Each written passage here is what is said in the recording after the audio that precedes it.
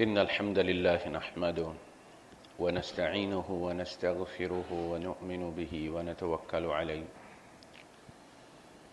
ونعوذ بالله من شرور أنفسنا ومن سيئات أعمالنا من يهده الله فلا مضل له ومن يضلل فلن تجد له وليا مرشدا وأشهد أن لا إله إلا الله وحده لا شريك له ولا ضد ولا ند ولا مثيل له ولا مثال له وأشهد أن سيدنا ومولانا ومعلمنا ومرشدنا ومخرجنا من الظلمات إلى النور محمدا عبده ورسوله أرسله الله بالحق بشيرا ونذيرا وداعيا إلى الله بإذنه وسراجا منيرا فقد بلغ الرسالة وأدى الأمانة ونصح الأمة وكشف الغمة فترك أمته على المحجة البيضاء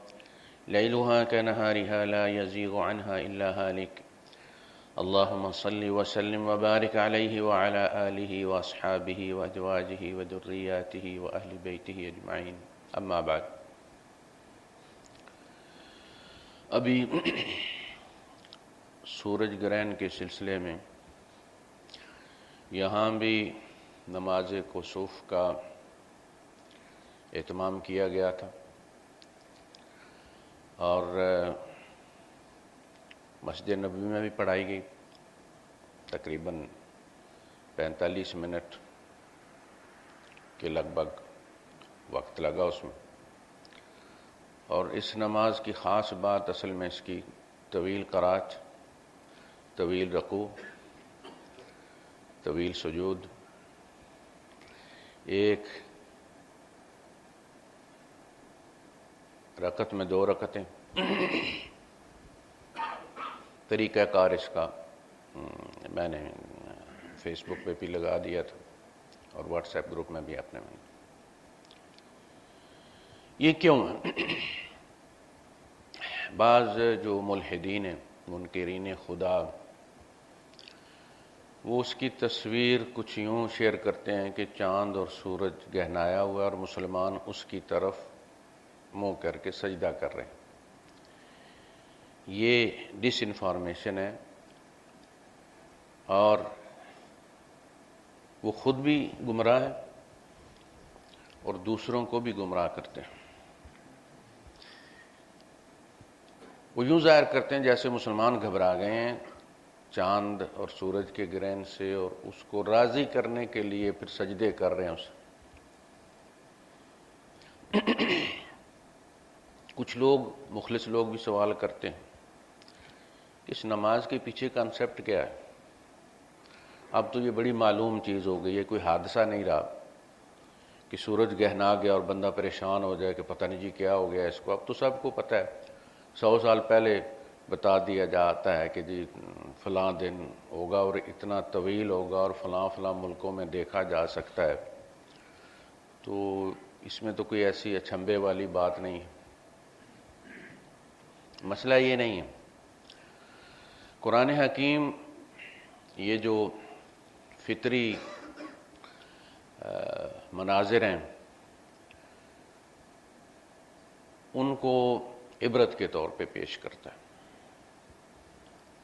یہ کوئی اوپری چیز نہیں ہے،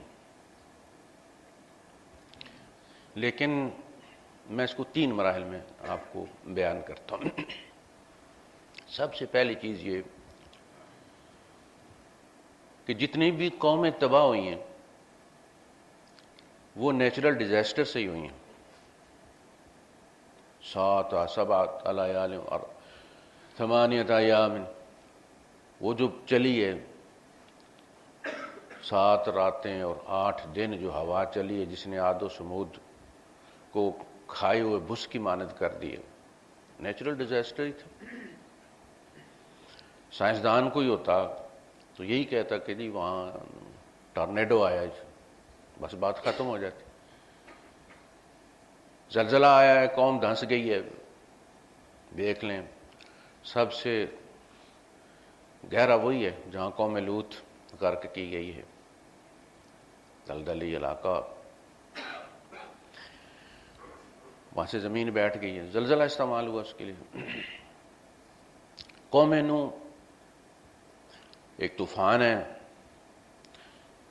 بارشیں اتنی ہوئی ہیں کہ آسمان کے بھی دروازے کھل گئے اور زمین سے بھی جو ہے وہ اللہ نے چشمے پھوڑ دیے، یہاں تک کہ پانی اپنے نشان زدہ نشان تک پہنچ، یعنی اللہ پاک نے جہاں نشان لگایا تھا کہ اتنا ہونا چاہیے اتنا ہو گیا پانی۔ تو طوفان باد و باران ہی اس کے لیے بھی استعمال ہوا۔ قومیں اس طرح تباہ ہوئی ہیں۔ اب جب اللہ کے رسول صلی اللہ علیہ وسلم مکے سے نکلے ہیں تو مکے والی جو قوم تھی اس پر عذاب واجب ہو گیا تھا، نبی بستی چھوڑ گئے تھے اللہ کے حکم سے، اور سابقہ امتوں میں یہی ہوا کہ عذاب سے پہلے نبی کو خبردار کیا جاتا تھا کہ آپ رات کو نکلنے آنا، پھر عذاب آتا تھا۔ نبی اللہ کی اجازت کے بغیر اپنا آفس خالی نہیں کرتے، وہ زمین پر رب کا آفس ہوتا ہے، اصل میں نبی کا جو دربار ہوتا ہے۔ یونس علیہ السلام آثار دیکھ کر 3 دن کی ان کو وارننگ دے کر نکل لیے تھے کہ اب میرا یہاں کیا کام ہے۔ جب اللہ نے کنفرم کر دیا کہ ان پر عذاب آنے والا ہے تو لاجیکلی مجھے یہ دفتر خالی کر دینا چاہیے، لیکن اللہ نے حکم نہیں دیا تھا، ابھی پکڑ لیا۔ میں نے تو نہیں کہا تھا آپ چھوڑیے، میں نے کہا تھا نہیں بتا دیجئے کہ تم پر اتنے دن میں عذاب آ جائے، لیکن میں نے آپ کو یہ نہیں کہا تھا کہ آپ چھوڑ جائیے۔ پیچھے قوم جب اس نے آثار دیکھے وہ گھبرا گئی، توبہ کرنے نبی کے پاس دوڑے۔ نبی کی موجودگی میں انفرادی توبہ کی کوئی اہمیت نہیں ہوتی، نبی کا انکار کرنے والے کو نبی کے دربار میں ہی آ کے اقرار کرنا پڑتا ہے، یہ آفیشیل۔ نبی کے بعد جہاں کہیں بھی ہوں آپ اپنی غلطی کا اعتراف کر سکتے ہیں، نبی کی موجودگی میں اس دربار میں جا کے ہی اصالتاً کرنا پڑتا ہے۔ وہ بھاگے، یونس علیہ السلام موجود نہیں تھے، تو معاملہ براہ راست فیڈرل ہو گیا، اللہ کے پاس چلا گیا اور اللہ نے ان کو معاف کر دیا۔ عذاب کے آثار نظر آنے کے بعد اگر یونس علیہ السلام وہاں موجود ہوتے تو بھی شاید ان کی توبہ قبول نہ ہوتی۔ یہ اللہ پاک نے قرآن میں فرمایا کہ سوائے قوم یونس کو کسی قوم کو بھی عذاب کے آثار نظر آ جانے کے بعد کبھی معاف نہیں کیا گیا، لیکن یہاں ایک ٹیکنیکل چونکہ فالٹ تھا لہذا اس کا فائدہ مجرم کو ملا، ایک قانونی پوائنٹ۔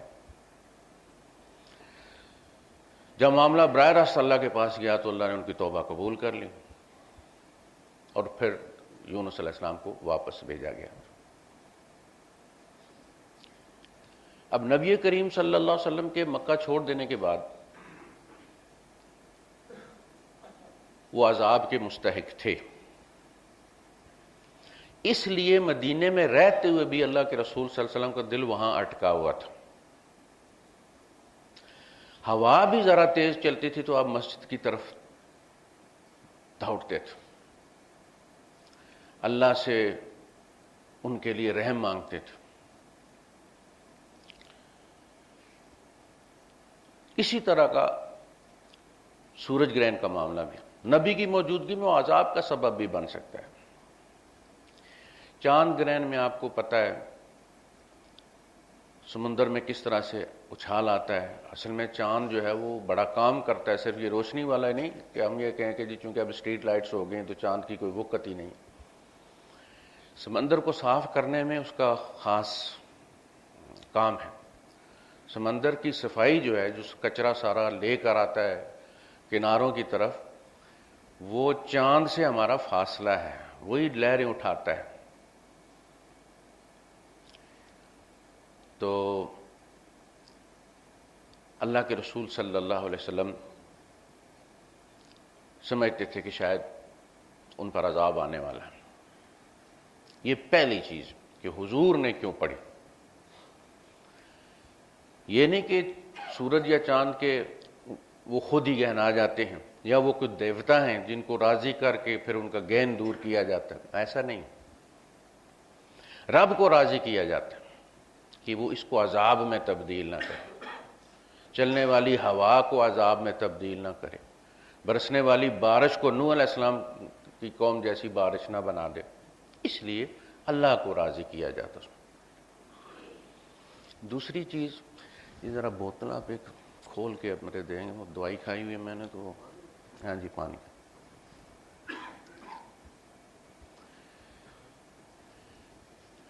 ملکہ سبا جو تھی، بلقیس جس کو کہا جاتا ہے،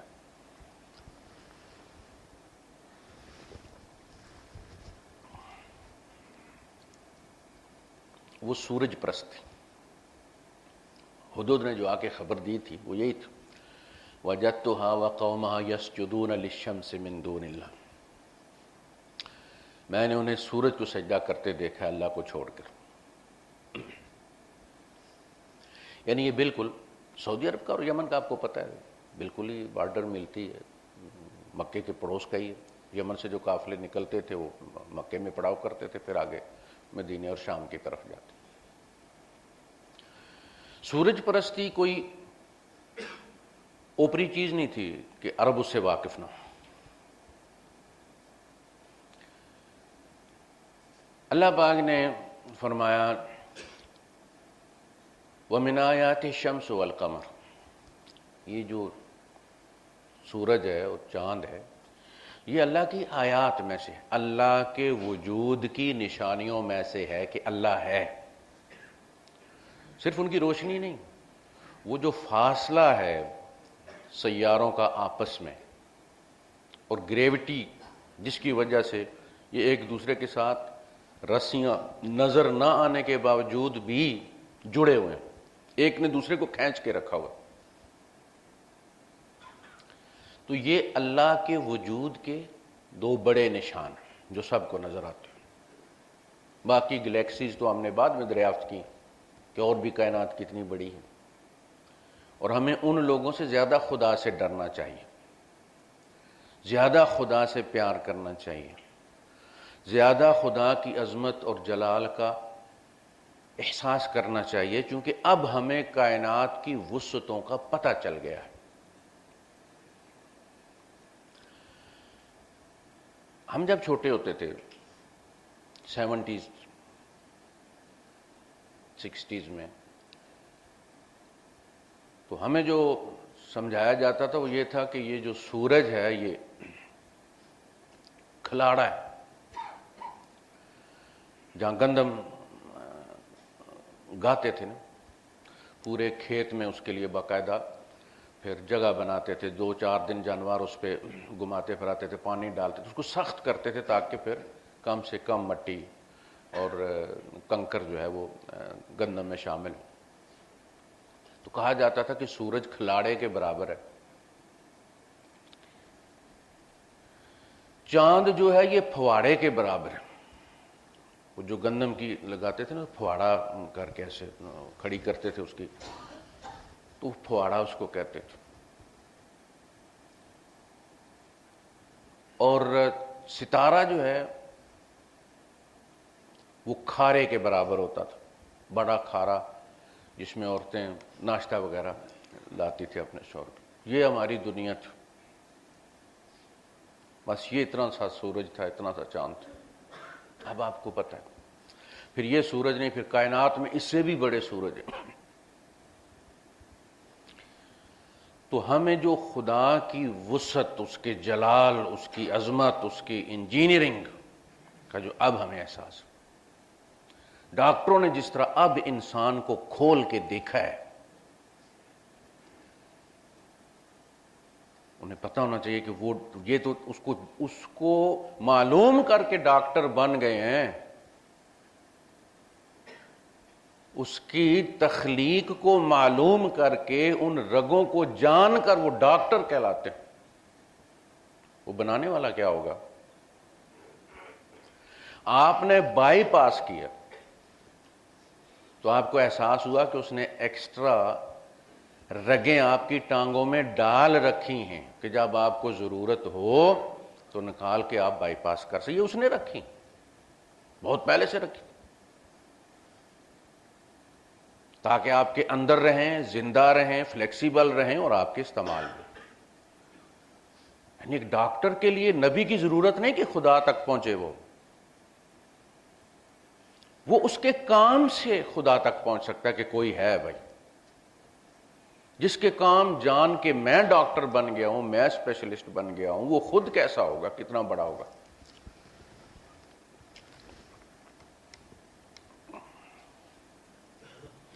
تو یہ اللہ کی دو نشانیاں ہیں. یہ خدا نہیں ہے، یہ اللہ کی نشانی ہے. عیسیٰ علیہ السلام کی بغیر باپ کے پیدائش اللہ کی نشانی ہے. عیسیٰ اللہ کی نشانی ہے. وَآیَةً لِلنَّاسِ وَرَحْمَةً مِنَّا. خدا نہیں ہے، وہ بھی نشانی ہے.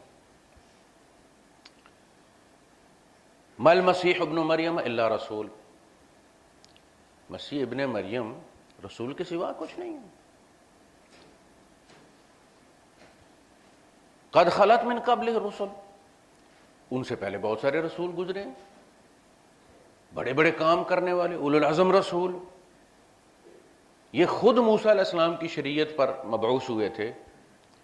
وہ موسیٰ، سینکڑوں نبی جن کی شریعت پر مبعوث ہوئے، وہ موسیٰ، وہ خدا کیوں نہیں؟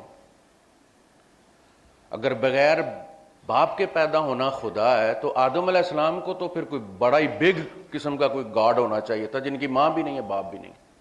اور یہ مثال اللہ نے دی ہے کہ بغیر باپ کے پیدا ہونے سے کوئی خدا ہو جاتا ہے. اِنَّ مَثَلَ عِیسَىٰ عِندَ اللَّهِ كَمَثَلِ آدم. The case of Jesus is just like case of Adam, whom he created out of dust and said, be, and he was. ان مثل عیسیٰ عند اللہ کمثل آدم خلقہ من تراب ثم قال له کن.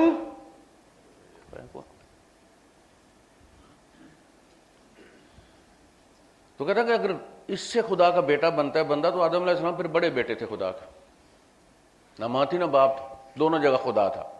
اس لیے فرمایا خلقتہ بیدی، میں نے اسے اپنے دو ہاتھوں سے، ماں والا بھی باپ والا بھی میں نے کردار ادا کیا. میں اس کی ماں ہوں، میں اس کا باپ ہوں. پھر اپنی دونوں قوتوں، یہ ماں اور باپ، یہ خدا کی عطا کردہ دو قوتیں ہیں جو انسان کی تخلیق میں اپنا کردار ادا کرتی ہیں. جسٹ لائک دیٹ، یہ ٹولز ہیں.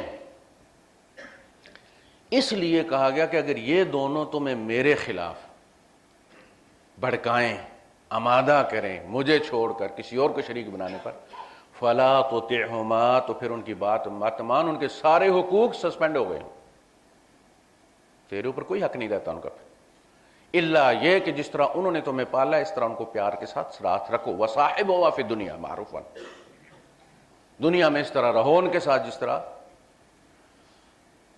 بیٹے ماں باپ کے ساتھ رہتے ہیں. اگرچہ وہ خود مشرک ہوں اور تمہیں شرک پر اکساتے ہوں، تب بھی ان کی بات مت مانو، لیکن تم انہیں گھر سے نہیں نکال سکتے. صاحبہما، ان کو ساتھ رکھو. ہم کسی کا باپ نماز نہیں پڑھتا، دکھ ہوتا ہے.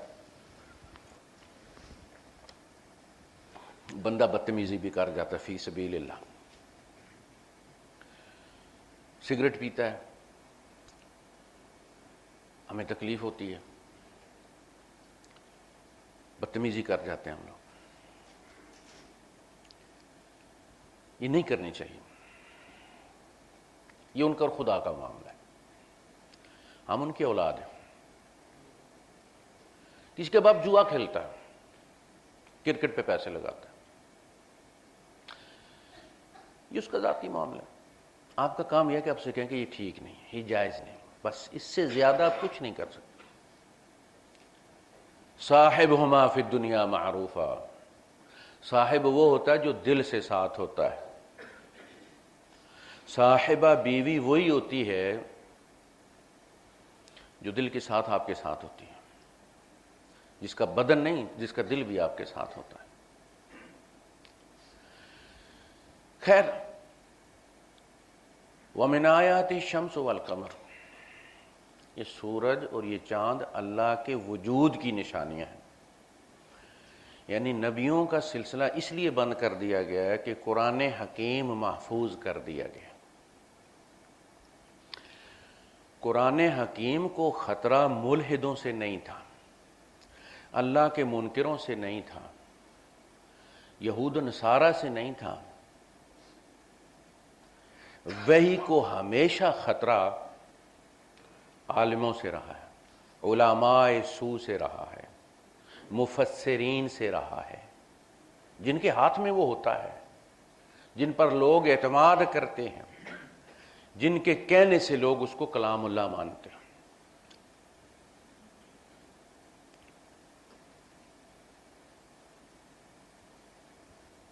ان سے خطرہ، ان سے بچایا اللہ نے. یعنی پچھلے مذاہب میں وحی میں جو بھی گڑبڑ کی وہ ان کے ربیوں نے کی،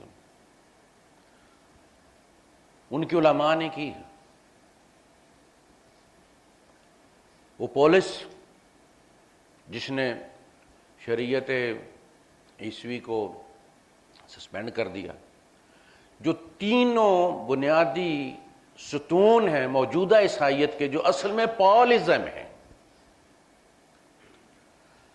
اس سینٹ پال کا، پولس کا اٹھایا ہوا، جس کی ملاقات بھی نہیں ہوئی حضرت عیسیٰ علیہ السلام سے. عیسائی ان کو صاحب وحی مانتے ہیں، حواریین کو صاحب وحی مانتے ہیں، اور یہیں سے گڑبڑ ہوئی ہے کہ جی پولس نے وحی کی ساتھ، وحی کی روشنی میں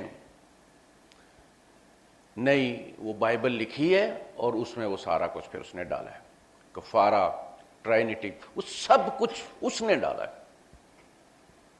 عیسیٰ علیہ السلام کی شریعت میں نہیں تھا، بہت بعد میں یہ ڈالا گیا. تو خطرہ کن سے ہوتا؟ علماء سے. قرآن حکیم کے بارے میں اللہ پاک نے یہ گارنٹی دی کہ اب کہ میں نے، یعنی پہلے یہ ہوگا، سورہ مائدہ میں فرمایا کہ ہم نے ان سے کہا تھا کہ وحی کی حفاظت کرو، بِمَا اسْتُحْفِظُوا مِن کتاب اللہ، ان سے اللہ کی کتاب کی حفاظت طلب کی گئی تھی کہ اس کو کوئی گڑبڑ نہ کرنا، ملاوٹ نہ کرنا، پانی نہ ڈالنا، اپنے نظریات اس میں نہ گھسانا. ناکام ہو گئے. قرآن کے بارے میں فرمایا کہ ہم نے اس کو نازل کیا، اِنَّا نَحْنُ نَزَّلْنَا الذِّكْرَ وَإِنَّا لَهُ لَحَافِظُونَ. اب مولویوں کے حوالے نہیں کروں گا میں اس کو، انف از انف. اب ہم اس کی حفاظت کریں گے. اور یقین کریں، یہ جو روایتوں کی کتابیں ہیں نا ہماری، ان کو پڑھیں تو رب پہ اتنا پیار آتا ہے کہ ان کی انتھک کوشش کے باوجود ایک حرف اندر داخل نہیں ہونے دیا. لا یاتیہ الباطل من بین یدیہ ولا من خلفہ تنزیل من حکیم حمید. کوئی باطل نہ فرنٹ ڈور سے نہ بیک ڈور سے اس میں داخل ہو سکتا ہے. اس طرح حفاظت فرمائی. لوگ کہتے ہیں اگر آپ حدیث کو نہیں مانتے تو پھر آپ قرآن کا ثبوت آپ کیسے دیں؟ اور قرآن حدیثوں میں آیا ہے. کون سی حدیث کی کتاب ہے جس میں پورا قرآن لکھا ہوا؟ قرآن کی کسی آیت کے ساتھ عن فلان عن فلان عن فلان آپ نے سنا ہے؟ حدیثوں میں صحیح بھی ہے، سقیم بھی ہے، ضعیف بھی ہے، حسن بھی ہے، موقوف بھی ہے. قرآن میں کوئی ایسی آیت ہے کہ جس کے بارے میں کہا جائے کہ یہ ضعیف ہے؟ کیسے کہہ سکتے ہیں ہم؟ قرآن کو محفوظ کیا گیا اور نبوت کا سلسلہ ختم کر دیا. اتممت علیکم نعمتی، یہ وہی نعمت. اس کے بعد فرمایا کہ اب نہ وحی کی ضرورت ہے نہ رسولوں کی ضرورت ہے، اب ہم انہیں دوسری آیات دکھائیں گے، کیونکہ اب یہ بالغ ہو گئے ہیں. اب یہ اس مقام پر پہنچ رہی ہے انسانیت کہ علم الاسماء اب علم الہدا کا کام کرے گا. دو علوم ہیں جو آدم علیہ السلام کو سکھائے گئے تھے.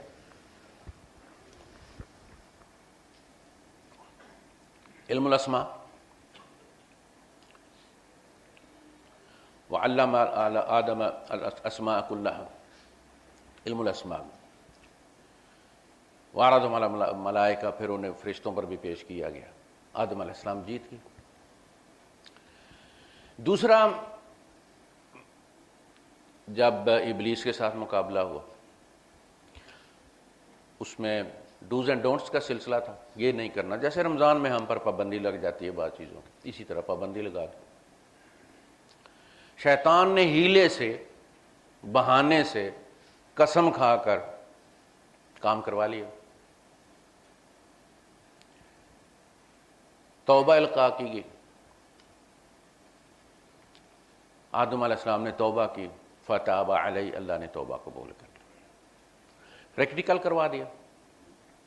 اس کے بعد فرمایا فَإِمَّا يَأْتِيَنَّكَ مِنِّي هُدًى، اب اسی طرح دنیا میں قدم قدم پر تمہیں، یعنی وحی کے بغیر، علم الہدا کے بغیر، علم الاسماء تمہارا ہاتھ نہیں پکڑے گا، قدم قدم پر تمہیں اسی قسم کے مغالطے شیطان ڈالے گا۔ جو مولوی ہوتا ہے اس کا شیطان بھی مولوی ہوتا ہے، مفتی کا شیطان بھی مفتی ہوتا ہے، ڈاکٹر صاحب کا شیطان بھی ڈاکٹر، ساتھ ہی پڑھتے نا یار۔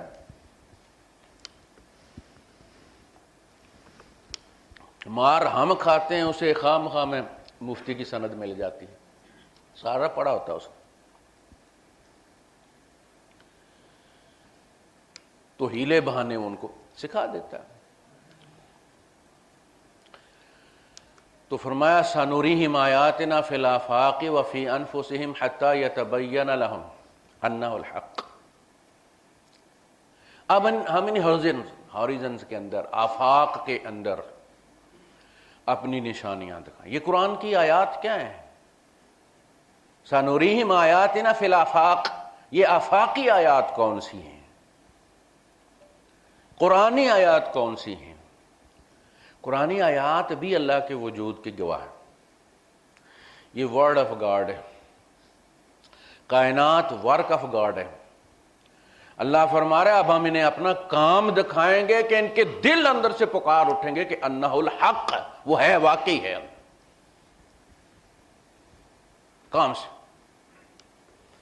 کہا گا ہم سمندر بھڑکا دیں گے، اتنے سمندر بھرے، سمندر کو کون آگ لگائے گا؟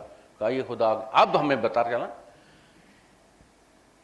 آفاقی آیات سے ہمیں پتہ چلا، علم الاسماء سے پتہ چلا نا، the knowledge of physical sciences میں پتہ چلا نا ہمیں کہ یہ آگ ہی اصل میں ہے، ایک دھماکے سے جلتی ہے، دوسری جلنے میں مدد دیتی ہے، دونوں کو کان سے پکڑ کے اللہ پاک نے پانی بنایا ہوا ہے۔ جس دن وہ کان چھوڑ دے گا اس دن یہ بھڑک جائیں گے، دھماکہ ہوگا ایک اور سب کچھ۔ بگ مین کی ضرورت ہے اس پورے سمندروں کو بھڑکانے کے لیے۔ سَنُرِيهِمْ آيَاتِنَا فِي الْآفَاقِ وَفِي الْأَرْضِ آيَاتٌ لِّلْمُوقِنِينَ، کوئی بہانہ نہیں کہ ہم تک نبی نہیں آیا۔ خدا تک پہنچنے کے لیے نبی کی ضرورت نہیں ہے، خدا کے احکامات پہنچانے کے لیے نبی کی ضرورت ہے کہ اللہ کیا چیز پسند کرتا ہے، عبادت کس طرح چاہتا ہے، کون سی چیز حرام ہے، کون سی چیز حلال ہے۔ اس کے لیے ایک بندے کو کوئی چیز ملے تو سب سے پہلے وہ یہی سوچتا ہے کہ یہ کس کی ہے، کس نے بنائی ہے، یہی سوال خدا تک لے جاتا ہے۔ وہ کسی بدو سے کسی نے پوچھا تھا کہ تمہیں خدا کیسے ملا ہے، نہ تجھے فلسفہ آتا ہے نہ کچھ، تو اس نے کہا کہ ہم وہ قوم ہیں جو اونٹ کی مینگنی سے اونٹ تک پہنچ جاتے ہیں۔ وہ اونٹ کی مینگنی توڑ کے اندازہ کرتے تھے کہ کتنا ٹائم نکل کے گیا یہاں سے، 1 گھنٹہ ہوا، 2 گھنٹے ہوئے، کہاں تک پہنچا ہوگا۔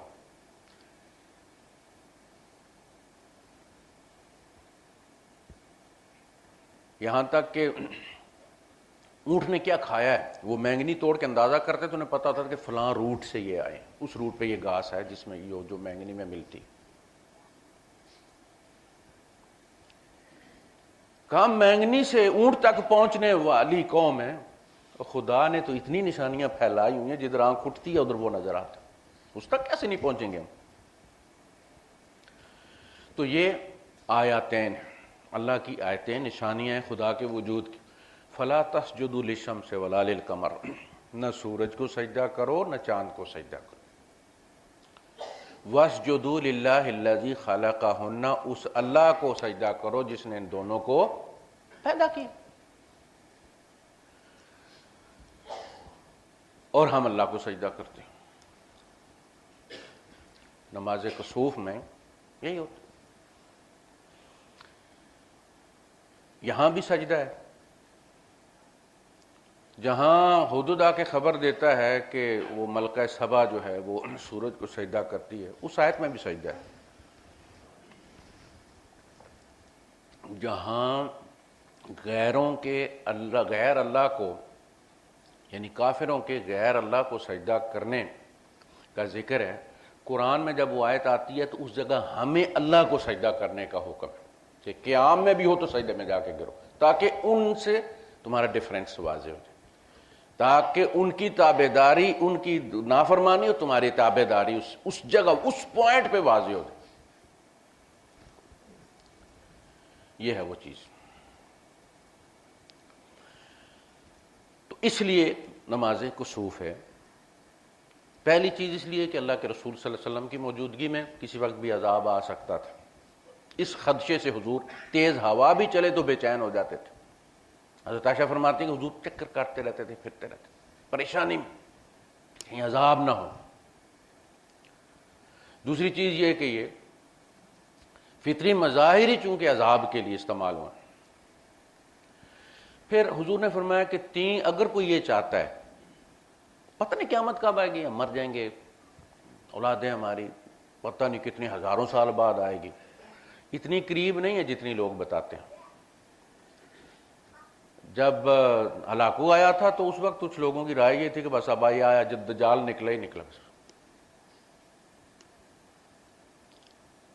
قسطنطنیہ فتح ہوا تو کچھ لوگوں کا یہ خیال تھا، حضرت ابو ہریرہ رضی اللہ تعالیٰ عنہ یہ کہتے ہیں کہ قسطنطنیہ جب فتح ہوگا تو لوگ مال غنیمت سمیٹ رہے ہوں گے کہ وہ دجال نکل آئے. نہیں آئے. کہانی ہے نا، جب ٹائم کسی چیز کو رد کر دیتا ہے، وقت، تو کوئی راوی مضبوط نہیں رہتا. امریکہ میں ایک فرقہ تھا، بات رہ جائے گی سر، تو ان کا یہ تھا کہ فلاں دسمبر کی فلاں تاریخ کو 2014 کی بات ہے، 13 قیامت آ جائے گی. وہ سارا سمیٹ سماٹ کے اپنا چلے گئے پہاڑوں میں. گزر گیا کوئی نہیں ہے. اب جب قیامت نہیں آئی اس دسمبر کو، دسمبر 2014 کو، تو یہ خبر چاہے CNN نے دی ہو یا BBC نے دی ہو یا ARY نے دی ہو، اب جھوٹ ہی ہو گئی. وہ انگریز راوی ہے، انگریز نامہ نگار ہے، یا وہ عقیدہ رکھنے والے انگریز ہیں. وقت جس کو جھوٹا ثابت کر دیتا ہے پھر کوئی اس کو قوی راوی نہیں کہتا. راوی کی قوت ختم ہو جاتی ہے اس وقت کے ساتھ. جب فتح قسطنطنیہ پر وہ نہیں نکلا، بات ختم ہو گئی. تو ذرا سی مصیبت آتی ہے نا، زلزلہ آتا ہے تو مولوی وہ اصل میں تنگ ہوتے ہیں بیچارے، ہینڈ ٹو ماؤتھ ہوتے ہیں، مصیبت ہوتی ہے، اللہ بچے کے علاج کے پیسے نہیں، وہ چاہتے قیامت آئے اور تم سارے رگڑے جاؤ. اس میں جو تنگ ہوتا ہے نا خود اپنی جان سے، وہ کہتا ہے ہم نہیں تو کچھ بھی نہیں، ابھی بہت دور ہے یار، قیامت آئے گی. حضور نے فرمایا جو یہ دیکھنا چاہتا کہ قیامت اس کے سامنے بپا ہو یا کیسی ہوگی، 3 صورتیں پڑھ لیں. اذا الشمس کورت، اذا السماء انفطرت، اذا السماء انشقت. قیامت دیکھ لیں. اس کے بعد کیا ہوگا وہ بھی ان صورتوں میں ہے. اذا الشمس کورت، سورج اب بے نور ہو جائے گا. واذا النجوم انکدرت، ستارے جھڑ جائیں گے. واذا العشار عطلت، اور 10ویں مہینے والی گبن اونٹیاں لاوارث ہو جائیں گی. آپ کو پتہ ہے جب جانور آخری دنوں میں ہوتا ہے نا، بچہ دینے والا ہوتا ہے، اس کی بڑی کیئر کی جاتی ہے، اسے کھلا نہیں چھوڑتے، آنکھوں کے سامنے رکھتے ہیں. قرآن کہتا ہے اس کو کسی دن فکر نہیں ہوگی. اس وقت یوم ترونھا تذہل کل مرضعۃ عما ارضعت، اس دن تم دیکھو گے کہ دودھ پلانے والی اپنے بچے سے غافل ہو جائے گی.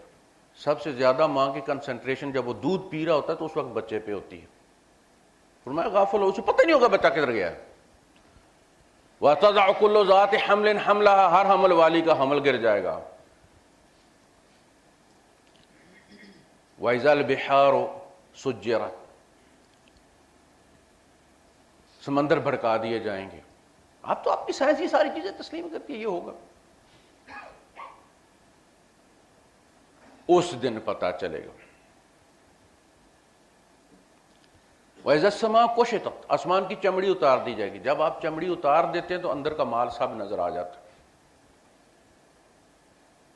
وہ تھیلا شاپر ہٹ جاتا نا. آسمان کی چمڑی اتاری جائے گی، مگر آسمان سے اس طرف کی چیزیں آپ کے سامنے آ جائیں گی. جب سامان شقت پھٹ جائے گا، لفافہ پھٹ جائے گا، احوال نظر آنے شروع ہو جائیں گے. ان زلزلۃ الساعۃ شیء عظیم، قیامت والا زلزلہ بہت بڑی چیز ہے. پوری دنیا ہلا ماری جائے گی. ہم نے کہیں نہیں جانا، ہم نے یہیں رہنا. اسی زمین کو بڑا کیا جائے گا. پتہ نہیں کتنے ستارے آ کے، سیارے آ کے اس کے ساتھ ٹکرائیں گے. مزید مٹیریل، جس طرح آٹا جو ہے وہ پتلا ہو جائے تو عورت اور آٹا ڈالتی ہے نا اس میں کر کے اس کو بڑا کیا جائے گا. یہیں حساب ہوگا، کہیں نہیں جانا. وَإِذَا الْقُبُورُ بُعْثِرَتْ، قبریں اکھاڑی جائیں گی، نکلو باہر.